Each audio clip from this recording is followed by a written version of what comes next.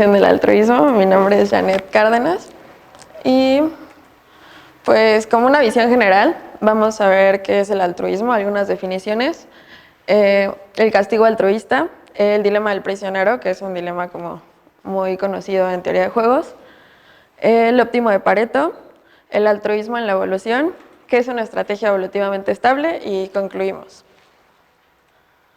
Entonces, el altruismo se determina que emana de la palabra altruisme, que viene de filantropía y del latín alter, que se puede traducir como el otro. Entonces, es la conducta humana que consiste en brindar una atención desinteresada al prójimo, aun cuando dicha diligencia atente contra el bien propio o genere una menor ganancia, como en la imagen. Y bueno, existen como varias definiciones. Tenemos que Augusto Comte se considera el primero en acuñar el término a mediados del siglo XIX, y el filósofo parisino Émile Littré también hizo referencia al altruismo y lo consideró como una muestra más del amor entre los seres de la especie humana. Entonces, igual ciertos estudios aseguran que los seres humanos el altruismo es una tendencia natural hacia la solidaridad, pero pues existe como el otro punto de vista, que es que muchos pensadores creen que es una conducta que adquirimos mediante la educación. Y bueno, tenemos aquí un cuadro como resumen de todas las teorías, porque bueno, era muy complicado ponerlas todas. Entonces, tenemos que existen 4 tipos de altruismo que podemos como clasificarlos. Y en el altruismo por parentesco existe una relación genética. Entonces, se necesita una interacción continua y se busca como un bien por lo mismo de que es una persona que comparte pues tus genes o es de tu misma especie, o va más relacionado como esa parte natural. Después tenemos la reciprocidad, que es cuando tú cooperas, pero para que el otro también coopere. Y no se necesita una relación genética, se necesita más bien más de una interacción, como veíamos ahorita con la guerra y la paz, porque se busca como que sea recíproco. Tenemos la reciprocidad indirecta, que tampoco están relacionados, pero tú actúas como a favor de una persona para que de forma indirecta esa persona te beneficie a ti. Y también se necesita más de una. Estos suelen ser como a largo plazo, no es tanto como en el mismo momento. Y por último, la que a mí me parece más interesante es la del castigo altruista, porque no se necesita una relación genética, se necesita solo una interacción y nos lleva como a una selección grupal. Entonces, vamos a enfocarnos en esta, que bueno, es un concepto muy complejo porque pareciera que son opuestos, castigar y ser altruista, y es más o menos como una conducta que no está bien definida porque se lleva como a conceptos como la venganza, la justicia, el sacrificio de la benevolencia, pero no es ninguna de esas.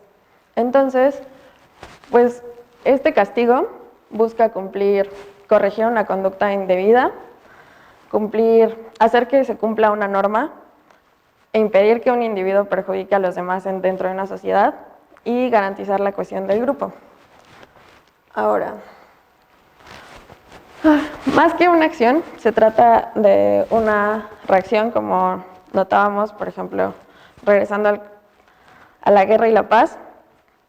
Se busca, después de que la otra persona actuó de manera egoísta o actuó para tener un mayor beneficio, tú como reacción, entonces castigas. Este castigo, bueno, con frecuencia el castigador es la persona que resulta perjudicada, como en este caso, Jazz. Y el castigo también es costoso para el castigador, o sea, ambos pierden. Tiene un costo realizar este castigo y guarda cierta proporcionalidad con qué tanto se aleje esta persona. O sea, entre más busque ganar, pues más como que buscas tú castigar y tratar de que regrese. Ahora, ¿qué tiene que ver esto como con el altruismo? Que en el altruismo tú eres el primero que decide, a diferencia del ejemplo anterior, en el que si Jazz veía si ella cooperaba o no cooperaba, decidía castigar. Aquí tú eres el primero, tú eres como el que pone el ejemplo. Entonces, analizándolo desde el punto de vista del dilema del prisionero, para centrarlo más en juegos, tenemos como el clásico dilema, en el que si los dos se callan, los dos son sentenciados a 6 meses cada uno.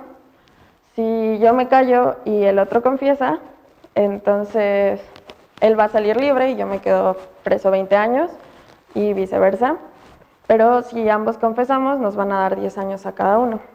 Entonces, tenemos que en juegos el equilibrio de Nash se encuentra en que ambos confesamos y nos dan 10 años a cada uno, cuando en realidad nuestro mayor beneficio sería que ambos nos calláramos y entonces solo recibiéramos 6 meses de condena. Entonces, el dilema del prisionero lo que nos muestra es que deberíamos guiarnos por ser cooperativos y por ser por ser altruistas para tener un mejor bien conjunto. Pero pues esto implica en la mayoría de las veces un sacrificio personal, porque si nosotros decidimos buscar como la mayor ganancia, pues sería salir libres. Y buscar la mayor ganancia conjunta implica sacrificarnos 6 meses en la cárcel. Entonces, por eso el equilibrio de Nash se mueve hacia ser egoístas y permanecer 10 años en la cárcel cada uno. Entonces, el óptimo de Pareto, como ya mencionaban, es la búsqueda de un equilibrio con el mejor bienestar. Y lo podemos definir como el punto en el que el peor jugador alcanza su mayor ganancia. El juego del dilema del prisionero es simétrico, entonces ambos somos el peor jugador.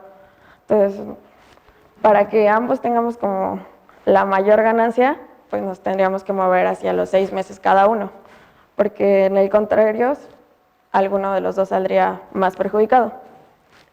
Entonces, este es como pues el planteamiento en general del dilema del prisionero, que como tal esta relación no respeta la simetría que normalmente planteamos nosotros. Y pues nos preguntamos cómo va a evolucionar una población que juega esto repetidamente, ¿no? Entonces, como sabemos, teóricamente nos vamos a mover hacia no cooperar. Y en juegos tenemos que ese es el equilibrio de Nash. Entonces nosotros buscamos movernos a la parte de cooperar, pero sin aplicar un castigo.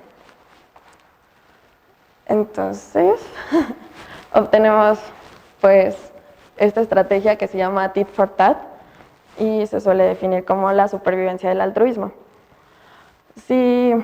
Biológicamente el altruismo es el comportamiento que beneficia a otro organismo, ya sea cercanamente relacionado, y pues aparentemente termina generando sacrificando tus ganancias.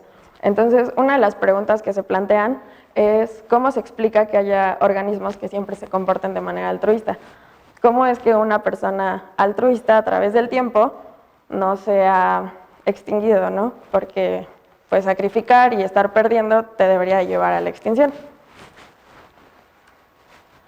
La estrategia que se encontró es como literal toma y dame, o sea, tit for tat. Y bueno, esta estrategia tenemos este juego en el que si ambos cooperamos, ganamos 3 los dos. Si decides no cooperar, tú ganas 4 y la otra persona coopera, ganas 1. Y bueno, viceversa. Y si ninguno de los dos coopera, solo ganamos 2. Entonces, la estrategia consiste en que yo voy a comenzar cooperando esperando que la otra persona coopere. Si la otra persona coopera, nos vamos a mantener ahí. Si la otra persona no coopera, entonces yo en mi siguiente jugada no voy a cooperar. Y esperaría que él coopere entonces para movernos al óptimo de Pareto.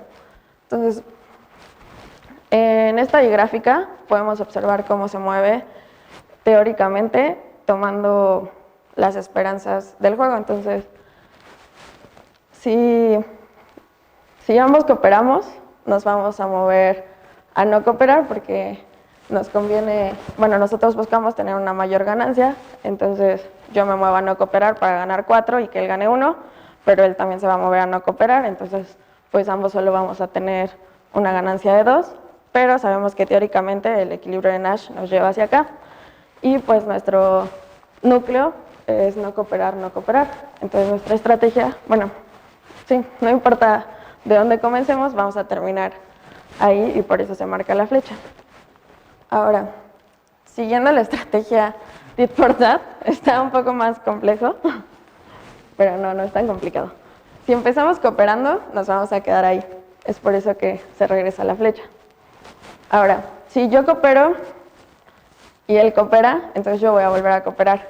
Pero si él no coopera, entonces yo el siguiente turno lo voy a castigar, que sería la flecha azul. Bueno, si seguimos primero el azul, nos vamos a ver que yo cooperé, él no cooperó, entonces yo no coopero. Y él decide cooperar, entonces nos movemos hacia acá, en donde yo vuelvo a cooperar. A ver, sí. Sí. Y si él decide no cooperar, vamos a regresar a ese punto. Pero si él ya decide cooperar, entonces nos vamos a mover a este punto. Y este punto ya regresa a nuestro óptimo, que es que ambos cooperemos. Ahora, si yo lo castigo no cooperando y él vuelve a no cooperar, entonces nos vamos a mover a este punto, en el que yo voy a volver a darle como la oportunidad. Como, bueno, está bien, él no cooperó, pero voy a volver a cooperar a ver si ahora sí. Entonces, pues ya igual esperamos que él coopere y nos movemos otra vez a nuestro punto como óptimo. Entonces, la diferencia a el juego cooperativo es que yo no reacciono a lo que él está haciendo, sino que yo decido siempre cooperar. Entonces, pues lo que lleva el éxito de esta estrategia es precisamente eso, que es una estrategia amable, misericordiosa y transparente. Es decir, yo siempre voy a darle una segunda oportunidad, ¿no? O sea, yo voy a cooperar, si él no coopera, entonces yo no coopero. Pero si él no vuelve a cooperar, entonces yo vuelvo a cooperar para ver cómo, si él con eso decide cooperar. O sea, siempre pues tienes esta conducta altruista que es dar como sin esperar nada, aunque estamos esperando que él cambie a cooperar con nosotros. Entonces, se dice que esta estrategia es evolutivamente estable. Entonces vamos a ver qué es una estrategia evolutivamente estable. Y pues esto lo definimos como una estrategia que cuando tú la usas no puede ser como invadido por una estrategia mutante. Es decir, si nosotros decidiéramos dejar de cooperar cada vez, o sea, de darles una segunda oportunidad, nos moveríamos de nuevo al equilibrio de Nash, que a nosotros no nos conviene, porque estamos perdiendo en conjunto. Entonces, tiene la propiedad de que si todos los miembros de la población la adoptan, es decir, si mi contrario o mi compañero también adoptara esto, entonces se vuelve como un éxito individual a largo plazo porque vamos a tener una mayor ganancia. Y bueno, concluimos entonces que el altruismo es una conducta relativamente no racional, pero que a largo plazo y llevada como en varios juegos resulta ser una estrategia que nos beneficia a todos y nos da una mayor ganancia en conjunto. Es decir, nos lleva a un óptimo de Pareto definido como lo definimos como que el peor jugador tenga la mejor ganancia. Y a pesar de que éticamente el altruismo sigue sin tener definiciones muy claras, en juegos podemos ver que el castigo altruista, y el altruismo nos puede llevar a un óptimo de Pareto y generar una mayor ganancia. ¿Alguien tiene preguntas? ¿Quién es el peor jugador? ¿Cómo lo definiríamos? ¿Como el que generalmente tiene peores pagos? No, yo creo que aquí habría que hacer una precisión del óptimo de Pareto, es como que el jugador con más desventaja. Pareto hablaba sobre todo de las sociedades islámicas, una sociedad en donde digamos que el ente o el agente más pobre tuviera la mejor ganancia posible. Eso es lo que definía Pareto. En este caso vamos a hablar en juegos como que sea el jugador que peor le va, salen en pagos. Sí, exacto. En la matriz de pagos se puede ver quién es el peor jugador. En el caso del dilema del prisionero, generalmente se plantea un problema simétrico.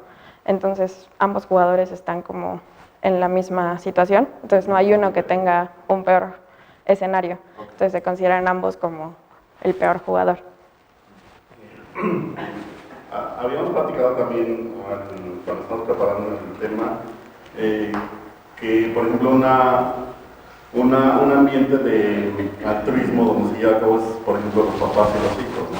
El papá, los padres nunca siempre ven de manera altruista todo lo que le dan a sus hijos. En este caso, cuando tú estás diciendo, bueno, cooperas o ambos cooperamos, de alguna manera tú estarías indicando a los padres de familia, siempre confía en tu hijo porque al final de cuentas va a cooperar, eso es lo que, o va a reaccionar. Pues, bueno, intuitivamente eso es lo que sucede, ¿no? Un papá te dice como, te da todo y repruebas y no te dice como, no, ya no eres mi hijo, ¿no? O sea, entonces sigue, o sea, dice, bueno, una segunda oportunidad, vamos a cooperar y tratar de que tú también cooperes. Y pues esta estrategia se ve a largo plazo. Y como tal, en el problema de padre-hijo, se cree que hay un altruismo porque no se busca una ganancia ni a corto ni a futuro plazo. Pero en general vemos que en la sociedad sí sucede que hay una ganancia, porque como tal, tú empiezas, pues le das todo a tu hijo y llega un punto en el que tú ya no puedes trabajar o ya no puedes como mantenerte y buscas como un cuidado, entonces ahí como que se invierte y entonces el hijo es como el que me comienza a dar. Entonces, si saliendo de estas relaciones interpersonales, y ya sé que va a sonar así como que chusco, porque yo voy a hablar de relaciones íntimas, un novio, una esposa, una esposa, pero sobre todo lo digo porque me llama la atención por esta situación de la violencia general hacia la mujer, ¿no? Si una mujer, por decirlo así, perdona o espera que coopere el esposo de una mejor forma para el siguiente periodo, es lo conducente.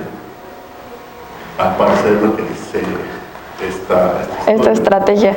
Sí, pues bueno, es que en un problema así se debe definir como muchas cosas para llevarlo a la parte teórica.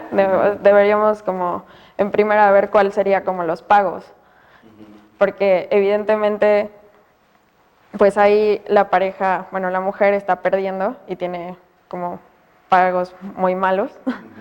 Entonces, no sé cómo se plantearía el problema para poder aplicar esta estrategia. Sí, no es tan fácil llevarlo como, sí, esta estrategia siempre tú coopera y ya no pasa nada. Más bien creo que se debe hacer como un análisis, pero en general la estrategia va enfocada como al altruismo como tal, al dar sin esperar algo, pero que a la larga nos lleva a un beneficio. Es que al final de cuentas estaremos hablando de un beneficio real de manera social, ¿cierto? Lo que no ocurre en relaciones destructivas. Sí, no, aparte lo complicado del altruismo es que no hay una definición como tal. Aún no sabemos si el hombre es naturalmente altruista, entonces si estás actuando racionalmente, o si el hombre está llevado hacia el altruismo y entonces ya están aplicando un castigo que puede que no se note desde el principio porque pues toda tu vida has llevado esta idea, entonces tú no sabes que te están castigando porque no tienes como este conocimiento de que puedes optar por tener otra conducta. Entonces el altruismo sigue siendo un término como muy abstracto, entonces es complicado, pero como en estos ejemplos y con gráficas podemos ver que actuar altruistamente sí puede llevarte a una mayor ganancia conjunta.